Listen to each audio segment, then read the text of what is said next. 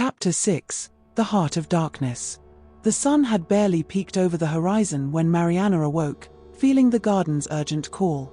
A week had passed since her confrontation with the shadow, and each day brought new discoveries and challenges.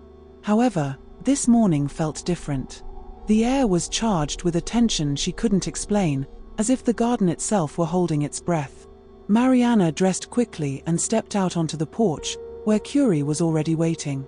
The spirit child's face was marked by a seriousness he rarely showed. "Something's wrong," Mariana said, without needing to ask. She could feel it in her bones, in the way the plants seemed to shudder under a non-existent breeze. Curie nodded gravely. "The darkness you faced, it wasn't just yours, Mariana. It was an echo of something larger, more ancient. And now it's manifesting in the very heart of the garden." A shiver ran down Mariana's spine. "What can we do?" "You must venture into the heart of the garden and face this darkness," Curie replied. "Only the Guardian has the power to restore balance." Mariana swallowed, feeling the weight of responsibility on her shoulders. "What if I'm not strong enough?" Curie looked at her with a mixture of compassion and confidence. "You are. The garden wouldn't have chosen you if you weren't. But you must remember, strength doesn't always come from fighting. Sometimes, it comes from understanding, from healing." With a final nod of determination, Mariana entered the garden. As she advanced, she noticed how the plants seemed to wither in her wake, their colors fading as if an invisible shadow were consuming them. The air grew denser and colder as she approached the center of the garden. The usual sounds of jungle life had been replaced by a sepulchral silence, broken only by the crunch of leaves under her feet. Finally, she reached a clearing she had never seen before. In the center, an ancient tree stood majestic, its twisted branches extending like supplicating arms towards the sky. But something was terribly wrong. The tree's leaves were an unnatural black, and from its trunk seemed to emanate a dark mist that spread across the ground, withering everything in its path. Mariana stepped forward, feeling the cold intensify. "What are you?" she asked the air, her voice barely a whisper. The mist seemed to react to her voice, swirling and taking shape. Before her eyes, the figure of an old man materialized, his face a mask of pain and bitterness. "I am what remains when everything else is gone," the figure replied, his voice like the crackle of dry leaves. "I am the pain that doesn't heal, the loss that isn't overcome, the guilt that consumes." Mariana felt a pang of recognition. "Uncle Ernesto," she murmured, suddenly understanding. The figure smiled sadly. "Or what's left of him. I came here seeking redemption, seeking to heal the wounds I had caused. But I only found more pain, more guilt." "What happened?" Mariana asked, taking another step towards the figure, ignoring the cold that seemed to penetrate to her bones. "I discovered the power of the garden, its ability to heal not just the body, but the soul," Ernesto's shadow explained. "I thought I could use it to undo the damage I had caused, to save those I had hurt with my ambition and negligence. But the power was too great, too tempting."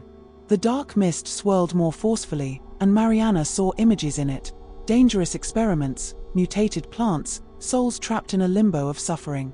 "I lost myself in the darkness," the shadow continued. "And now I'm part of it, consuming everything I once loved." Mariana felt tears running down her cheeks. She could feel her uncle's pain, the desperation and regret that had consumed him. But she could also feel the love that still lay buried beneath layers of guilt and remorse. "It doesn't have to be this way," Mariana said, extending a hand towards the figure. "There's still light in you, uncle. I can feel it." The shadow retreated. "No, it's too late for me. Darkness is all I have left." Mariana closed her eyes, concentrating on the garden's energy flowing through her. She remembered Curie's words, "Strength doesn't always come from fighting, but from understanding, from healing." "I forgive you," Mariana said, opening her eyes and looking directly at her uncle's shadow. "And I know Mum would forgive you too." The figure seemed to shudder, the dark mist fluctuating. "How can you forgive me when I can't forgive myself?" "Because that's what family does," Mariana replied, taking another step forward. "We make mistakes, we hurt each other, but we also heal together. Your pain, your guilt, they don't define who you are. They're part of you, but they're not all that you are." As she spoke, Mariana felt a warmth spreading from her heart. The garden's energy flowed through her more strongly than ever, responding to her compassion and love. "Let it go, Uncle," Mariana whispered, extending both hands towards the shadow. "Forgive yourself and allow the light to re-enter." For a moment, nothing happened. Then, slowly, Ernesto's figure began to change. The dark mist dissipated, revealing the man Mariana remembered from her childhood: kind eyes, warm smile, hands that always smelled of earth and plants. "Mariana," Ernesto said, his voice now clear and full of love.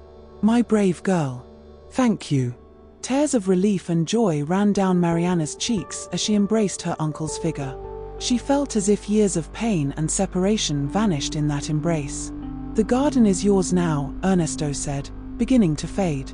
"Take care of it, Mariana. And always remember, true power lies in love and compassion." With a final smile, Ernesto's figure dissolved into a shower of light that spread throughout the garden. Mariana felt the energy flow through her and into the plants, healing and revitalizing everything in its path. The ancient tree in the center of the clearing shuddered, its black leaves falling to be replaced by new shoots of vibrant green. Life returned to the garden with renewed force.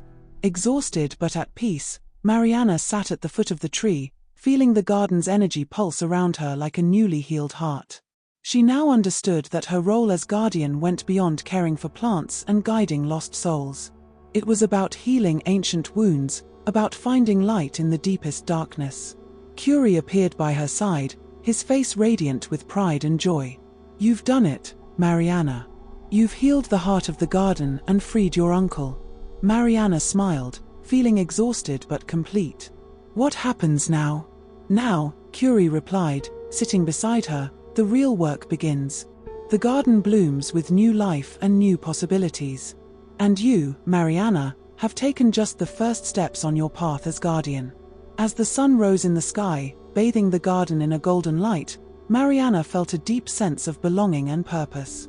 She knew that the challenges she would face would be many, but she also knew that she had the strength and wisdom to overcome them. The Garden of Souls had found its new guardian, and with her, a new era of healing and hope began. Mariana closed her eyes, listening to the whispers of the plants and the melodies of the souls she could now clearly understand. Her journey had only just begun, and the future, though uncertain, was full of promises and wonders to discover.